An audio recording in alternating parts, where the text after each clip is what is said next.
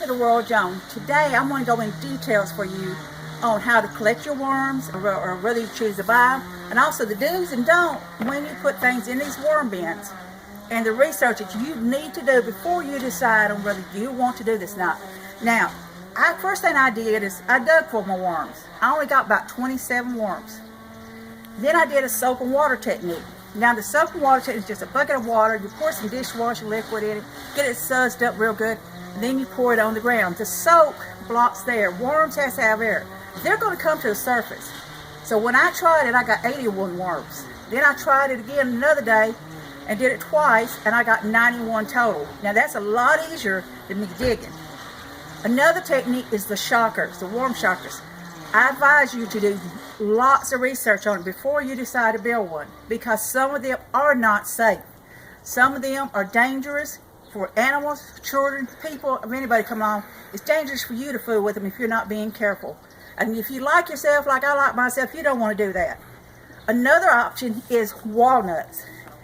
And you're looking and probably think I'm crazy, but the truth is, walnuts, the green part out of it, if you kind of break it a little bit, not break the walnut inside, but the outer part, and it does stain your hand, so you have to be careful.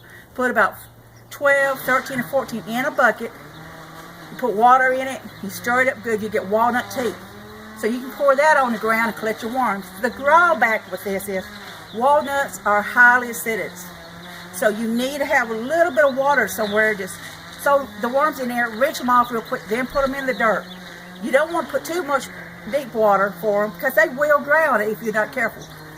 And make sure they are rinsed off. And if you're getting the water from the creek or the lake or whatever, make sure you don't get none of that walnut tea in the water, because fish, it'll kill them. So there's an option you don't really want to do unless you have to, but it's better than digging. There's another technique called grunging, and that's done up in the Appalachian area. And if you watch the show, they pound a big old stick down in the ground. They take a big old metal piece and they grunge with it. They say it makes the sound of moles. So the worms get scared and they run up out of the ground. Now I tried the night crawler bit. I didn't have much luck. You have to go out at night and try to catch them. And I managed to get 2. Most of them got away. They're fast suckers. So that's the options you're looking at. Now, another option is buying them. Now what type of worm you want is up to you. You can do the red crawlers or wiggles or whatever. You can get all adults. You can get a mixture of babies, whatever, just like I've done. I've got night crawlers and the red crawlers and the babies all mixed together, because this is just for my bins. So then you can get the night crawlers. They send you a pound of it. It takes 2 pounds of worms to make 1 pound of worm castings. So now the next step is, now as you can see here, here's my worms I've been collecting. I got my bananas in there. They're all happy eating ripe bananas. It's building your worm bins. Everybody builds their worm bins different. Now for me, I did it this way. I put some extra tape on it to reinforce my bins. I live in Ohio, so I'm going to have to cover them up during the winter, but I wanted enough air holes for them to do. We put holes in the bottom, and I have buckets down here to catch my worm juice. And something that a lot of them don't tell you, when you start these worm bins, don't put no more, maybe 2.5, maybe 3 inches at most to start with. Red worms are top feeders.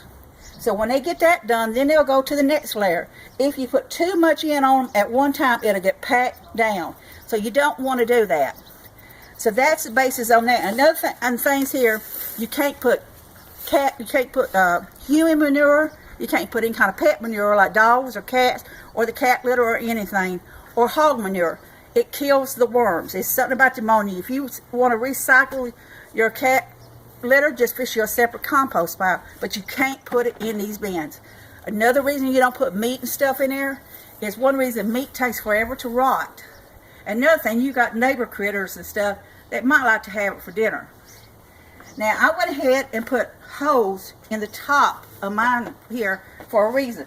So that way when it rains, I will get a little bit of water dripping off this. And then this winter, when I have to put a couple of blocks over here and some wood over it and my black plastic, there's still going to be more than enough air holes for you to do. Do research. Decide what kind of worm you want. If you want the night crawlers, if you do a lot of fishing, you might want to go the night crawler way. If you want the red worms, go the red worms way. But I suggest research, see what you can have and can't have. Make sure it's stuff that will rot. Bones, stuff like that won't do. Worms don't have teeth, and they only live for about a year. Even though they are hermaphrodites, have both organs, they still mate. So I want y'all to just think about it, do your research, and I hope all this helped y'all along. From the world of Joan, be safe, be happy. Bless y'all. Okay. Now we got that for my next video.